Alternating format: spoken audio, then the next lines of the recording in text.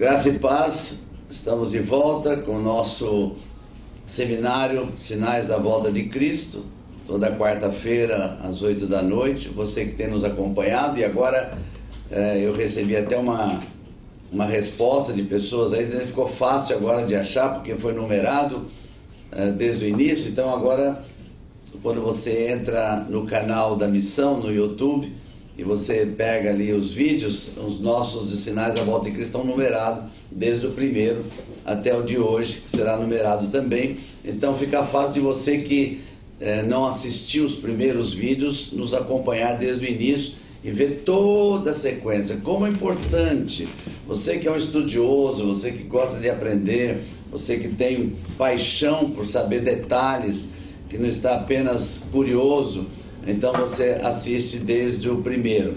Eu volto a insistir a alguns, né, que às vezes põem lá nos seus comentários: eu não concordo com essa opção. Vou voltar a insistir. Nós não somos donos da verdade. A Bíblia tem muitas coisas que são interpretações, principalmente quando fala dos sinais da volta do último tempo. Não tem tantas coisas tão claras como as profecias que nós entramos desde o início, que não tem o que discutir, porque são profecias bíblicas, foram cumpridas e nós pudemos mostrar. Mas depois do arrebatamento para frente, realmente são interpretações, todas elas são válidas, porque todas são baseadas na Bíblia. Nós só vamos saber no dia que acontecer, porque tem muitas coisas escondidas que Deus não falou. Então ninguém é dono da verdade. Essa é a nossa linha de raciocínio, essa é a nossa interpretação que nós estamos falando. Voltando ao ponto final da semana passada, falamos finalmente da segunda vinda de Cristo, né? Explicamos detalhadamente, já por 2 vídeos, a diferença entre arrebatamento e segunda vinda de Cristo. Falamos do arrebatamento, daquilo que vai acontecer no céu, das bodas do Cordeiro, da questão do tribunal de Cristo. Falamos, principalmente semana passada, do grande momento da abertura do livro que traz a escritura da terra, a escritura da redenção. Esse foi um ponto-chave.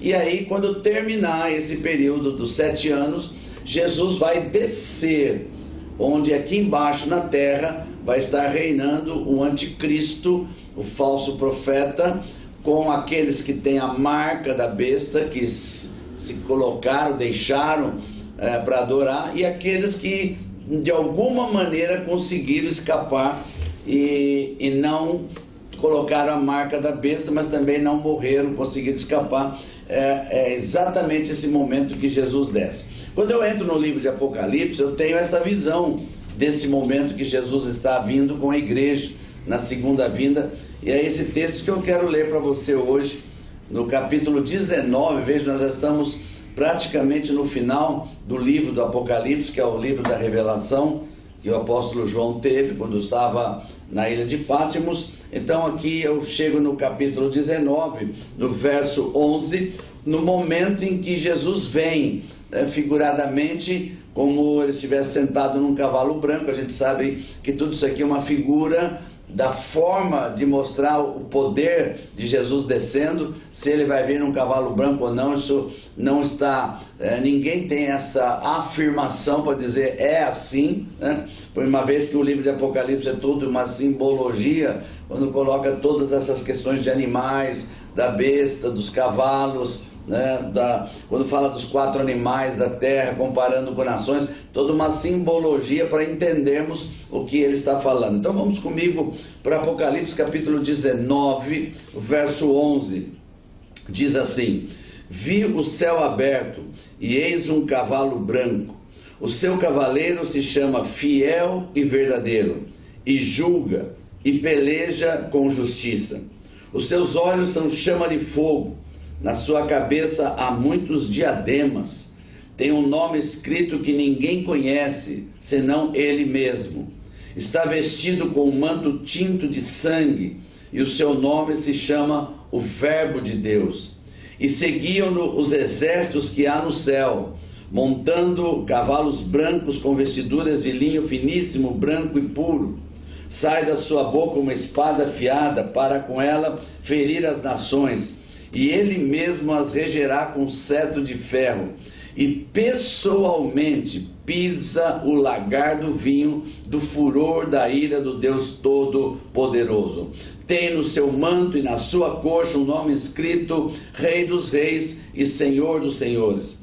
Então vi um anjo posto em pé no sol e clamou com grande voz, falando a todas as aves que voam pelo meio do céu: Vinde, reuni-vos para a grande ceia de Deus, para que comais carne de reis, carnes de comandantes, carnes de poderosos, carnes de cavalo e seus cavaleiros, carnes de todos, quer livre, quer escravo, tanto pequeno como grande. E vi a besta e os reis da terra com seus exércitos congregados para pelejarem contra aquele que estava montado no cavalo e contra o seu exército. Mas a besta foi aprisionada, e com ela o falso profeta, que com sinais feitos diante dela, seduziu aqueles que receberam a marca da besta e eram os adoradores da sua imagem. Os dois foram lançados vivos dentro do lago de fogo que arde com enxofre. Os restantes foram mortos com a espada que saía da boca daquele que estava montado no cavalo, e todas as aves se fartaram das suas carnes. Esse é um momento forte. Alguns intérpretes, algumas linhas teológicas, eles declaram que este é o momento, talvez, da guerra do Armagedon. Há outros momentos que podem também ser a guerra de Armagedon. Então, quando Jesus vier com a sua igreja, todo o seu exército, e descer aqui na terra, então ele vai vencer o anticristo e o falso profeta que estão dominando a terra. E este falso profeta e o anticristo, eles não serão mortos. Isso aqui é muito importante. Eles não morrerão, eles serão lançados vivos no lago de fogo. Também já expliquei e volto a insistir: o lago de fogo é o lugar final, não é o inferno. O inferno é onde estão as pessoas hoje que não aceitaram Jesus e que estão já padecendo no inferno, já estão lá no inferno. Então o lago de fogo é o lugar futuro. Quem vai inaugurá-lo é o anticristo, o falso profeta, que vão ser lançados vivos. Você vai mais para frente, quando nós chegarmos no julgamento final, você vai ver que o inferno será lançado no lago de fogo. Então, só para você entender a diferença entre lago de fogo e inferno, o lago de fogo é pior, porque o inferno ainda vai ser lançado lá dentro. Então, Satanás está aqui na terra com seus demônios, estava atrás do anticristo, mas Jesus desce, e aqui é uma guerra, porque diz que ele se levanta com todo o seu exército para lutar contra Jesus e os seus anjos, e na verdade, então o próprio Jesus, com a espada da sua boca, com o sopro da sua boca, destrói o anticristo, o falso profeta, não os mata, lança eles vivos no lago de fogo. E aí desce a igreja, e todos os que têm a marca da besta e que ainda não morreram serão mortos nesse momento, porque vão lutar contra o exército de Deus. E vai sobreviver somente aqueles que não fizeram a marca da besta e que conseguiram escapar do anticristo naqueles 3 anos e meio. É possível, a gente já explicou sobre isso, é possível, pessoas que vão conseguir escapar. Essas pessoas vão estar vivas aqui, e é sobre elas que vai começar o milênio, né? Mas antes de começar o milênio, acontece mais uma coisa muito importante, porque o milênio não pode acontecer com Satanás e seus demônios aqui, porque continuaria aquela guerra terrível que tem até o momento. Mas veja o que acontece no capítulo 20 de Apocalipse.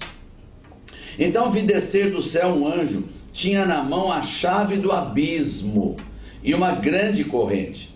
Ele segurou o dragão, a antiga serpente, que é o diabo, Satanás, e o prendeu por 1000 anos.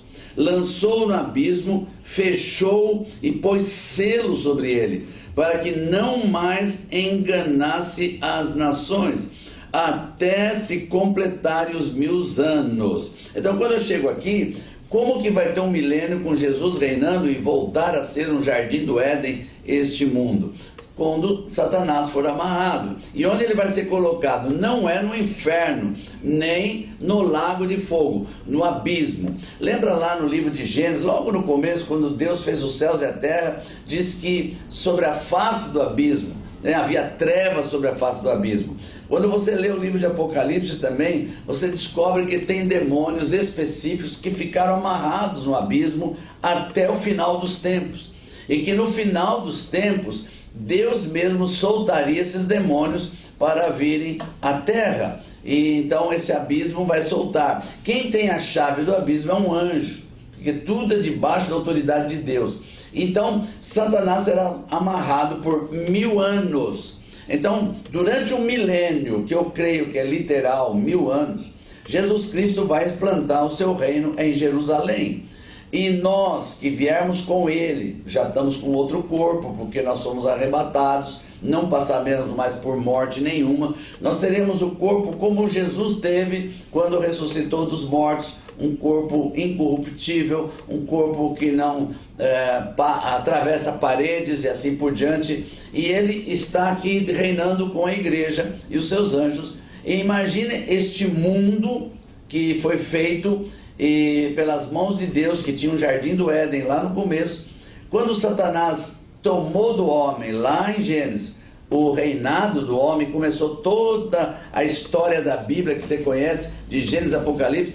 Tudo que aconteceu de ruim, esse mundo virou de ponta cabeça. Esse mundo virou terrível. Tudo que você possa imaginar: pestes, doenças, morte, guerras, destruição da natureza, poluição, tudo de ruim. Não é esse o mundo que Deus criou. Mas quando naquela cena que eu falei a semana passada, Jesus abrindo o livro da Escritura, ele veio resgatar, e ele desce com um manto de sangue, que significa simbolicamente, ele através da morte do Cordeiro, ele tem autoridade agora como leão da tribo de Judá, para pegar a autoridade sobre o mundo e implantar o milênio. Então durante 1000 anos essa terra vai voltar a ser o que era. Eu vou ler alguns textos para você sobre o milênio, e você vai ver a mudança que vai haver na terra quando Satanás não pode fazer mais nada, quando não existe mais o pecado, quando não existe mais as doenças, as enfermidades nessa terra. É algo que vai mudar. E essas pessoas que vão estar aqui ainda, que durante o reinado do anticristo conseguiram escapar, não puseram a marca da besta, estão vivos ainda, eles vão viver e vão procriar. Então vai haver milhares de pessoas durante 1000 anos. Imagina 1000 anos, quantas pessoas não vão nascer nesse período, de pessoas que não morreram nem antes, nem na vinda de Jesus, porque não tinha a marca da besta. Então veja que coisa tremenda. Como será esse milênio? A gente tem uma ideia bíblica apenas, tem apenas uma noção daquilo que a palavra de Deus nos fala através dos profetas, principalmente. Porque, por incrível que pareça, os profetas do Antigo Testamento profetizaram, e quando você lê a profecia, você entende que essa profecia não era para nenhum tempo a não ser o tempo do milênio que nós estamos vivendo agora. Então eu vou te dar alguns textos bíblicos para você entender um pouco mais pela própria palavra de Deus. Eu não vou precisar nem estar dando opções, explicando, interpretando. Você vai ler comigo esses textos para entender o que os profetas falavam a respeito do milênio. Vamos começar com o livro de Zacarias, o profeta Zacarias, no seu capítulo 8, o verso 3. Aqui é tremendo, diz assim: assim diz o Senhor, voltarei para Sião e habitarei no meio de Jerusalém, e Jerusalém chamar-se-á a cidade da verdade, e o monte do Senhor dos exércitos, o monte santo. É óbvio que isso só pode acontecer se Jesus estiver aqui reinando. Ele não está mais aqui, ele ficou apenas 3 anos aqui na terra fazendo a obra dele. Ele viveu 33 anos, mas a obra dele foi dos 30 aos 33, e nesse período ele mostrou que ele era o Filho de Deus verdadeiro. Ele morreu, ressuscitou, foi para o céu, enviou o Espírito Santo, E a Bíblia diz que ele vai reinar. E quando ele reinar em Jerusalém, então essa cidade será chamada Cidade da Verdade. E o monte do Senhor será chamado de Monte Santo. Isso é o profeta Zacarias que está profetizando. Esse mesmo profeta, no capítulo 8 ainda, verso 22 e 23, vamos ler para você entender o verso 22 e 23. Assim virão muitos povos e poderosas nações a buscar em Jerusalém ao Senhor dos Exércitos e a suplicar o favor do Senhor. Assim diz o Senhor dos Exércitos: naquele dia sucederá que pegarão 10 homens de todas as línguas das nações, pegarão-se na orla das vestes de um judeu, dizendo: iremos convosco, porque temos ouvido que Deus está convosco. Então veja, as nações da terra ficarão impressionadas com esse governo que sai de Jerusalém, a mudança do mundo, como será antes e depois da segunda vinda de Cristo, a implantação do milênio, e as pessoas profeticamente estarão indo atrás daqueles que são judeus. Hoje os judeus são perseguidos, são mortos, mas naquele tempo eles vão ver que algo profético muito forte sai de Jerusalém. Vou te dar mais um outro profeta que se chama Miqueias.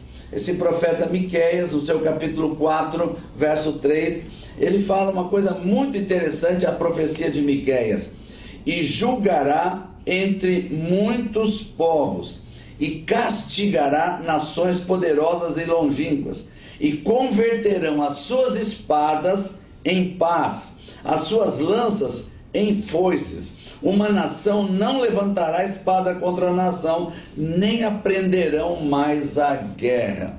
Você pode imaginar a paz que haverá no mundo no milênio, com Jesus reinando em Jerusalém? Não haverá nação contra nação, porque a paz será mundial, verdadeiramente, sem Satanás aqui, Satanás amarrado. Ele não vai poder fazer nada para invadir o mal, e o mal então está todo selado no abismo. Então só haverá o bem aqui na terra, e isso fará uma conversão. Não haverá mais necessidade de arma nenhuma, o que haverá necessidade de trabalho, né? Quando fala aqui converter as armas em paz e lanças em foice, está falando de tirar a guerra e entrar o trabalho, que vai ser a coisa mais importante num mundo novo, num mundo de grande progresso. Mas existe mais profecia sobre o milênio ainda do Antigo Testamento.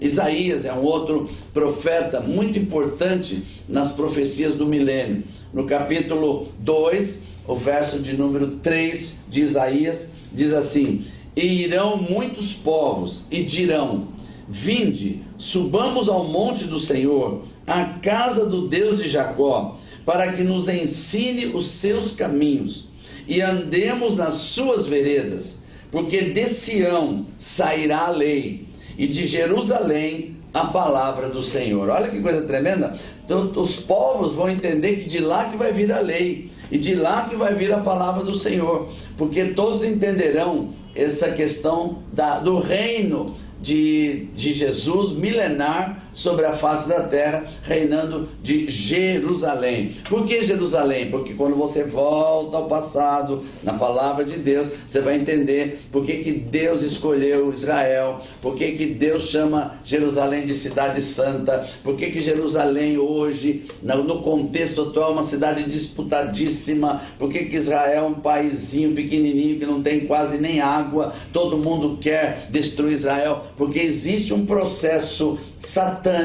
que sabe que no futuro é dali que Jesus vai reinar absolutamente no milênio. Algumas pessoas perguntam quais serão as nações que vão estar no milênio. Uma vez que o anticristo reinou, destruiu tudo, as pessoas de todos os povos, através dos governadores mundiais que estarão ligados ao anticristo, farão com que adorem a ele, colocando a marca da besta. Mas você já sabe muito bem que são 3 anos e meio dessa grande tribulação, e nesse período muita gente vai conseguir escapar, que não aceitou a marca da besta, mas também ficou vivo, escondido. Essas pessoas formarão essa nova, como se fala assim, essa nova nação. Esses serão os povos, né, que virão de muitos lugares. e que estarão espalhados por aí. Se você pode imaginar 1000 anos de milênio, quantas pessoas não vão nascer nesse período? Quantas pessoas não vão estar aqui na face da terra? E haverá um milênio. E nós? Você está sempre perguntando, e nós? Quando Jesus diz que nós reinaremos com Ele, você tem que entender isso. Jesus falou, reinarão comigo, vocês reinarão comigo. Então, aqueles que fazem parte da igreja, que subiu, foi arrebatada, quando vier com Jesus, a função deles é reinar sobre as nações, é reinar sobre os povos, como verdadeiros embaixadores do reino de Deus. Jesus estará com seu trono, a sua sede em Jerusalém, e nós estaremos reinando com Ele, com certeza espalhados por esse mundo para reinar com Ele. Tudo isso são ideias, interpretações sobre o milênio. Não existe nada específico no livro de Apocalipse, nem em outros livros que fala dos povos, como vai ser o mundo, mas aqui a gente tem uma ideia, né? É óbvio, um mundo que hoje tem Satanás e praticamente foi destruído, você pode entender, com Jesus reinando e sem Satanás no mundo, como isso vai mudar completamente. A teoria do milênio, ela é muito tremenda. E aqui eu volto os primeiros vídeos meus, para você lembrar. Por isso que é importante você assistir desde o primeiro vídeo, porque lá nós começamos com a teoria dos 6 dias da criação. Nós explicamos toda a questão dos 6 dias da criação. Depois nós pegamos um texto que fala, para Deus 1000 anos é como um dia, e um dia como 1000 anos. E começamos a fazer um estudo profético, pelos sinais proféticos, vendo a questão dos 6.000 anos do homem, porque 6 dias era o número de homem, e o 7º é o nome de Deus. Nós mostramos tudo isso no início dos nossos vídeos. Então, quando eu chego aqui no milênio, esse é o 7º ano, ou seja, os 7.000 anos que vão completar os 6.000 anos primeiro, que é do homem. Como assim? De Adão até Abraão, 2.000 anos, 2 dias. De Abraão até Jesus, 2.000 anos, 2 dias. De Jesus até agora, que é a época da igreja, 2.000 anos, 2 dias. Então 2 mais 2 mais 2 dá 6 dias, que é o da criação. E o 7º é o do Senhor. Então quando Jesus vier, é o 7º dia, e então teremos 1000 anos, como temos até agora, e completarão os 7.000 anos. Glória a Deus, 7 anos, e isto é muito fantástico. Ou seja, toda a profecia vai se juntando para chegarmos lá. E no final do milênio acontecerá um fato ainda inédito, porque é necessário que aconteça para que haja no final de tudo o julgamento. E nós vamos ver isso na próxima semana. Praticamente será o nosso último vídeo na semana que vem, quando eu vou falar da questão: Satanás será solto no fim do milênio, o que vai acontecer, a guerra final, o julgamento do trono branco, que é o julgamento do trono de Deus, e depois como que o inferno todo será lançado no lago de fogo. O que é esse julgamento? O que é novo céu e nova terra? E isso eu vou deixar para o último capítulo desse seminário, que será na próxima semana. E estamos aqui pensando, possivelmente vamos ter alguma ideia, mas eu já quero falar desde já, depois da última semana, que será a semana que vem, na próxima semana, que eu creio que será dia 29, se não me engano, de julho, será dia 29, que será a última da série. Depois dessa, nós vamos fazer uma quarta-feira, uma live ao vivo, onde todos vocês que têm participado do seminário, estão acompanhando, poderão estar comigo ao vivo.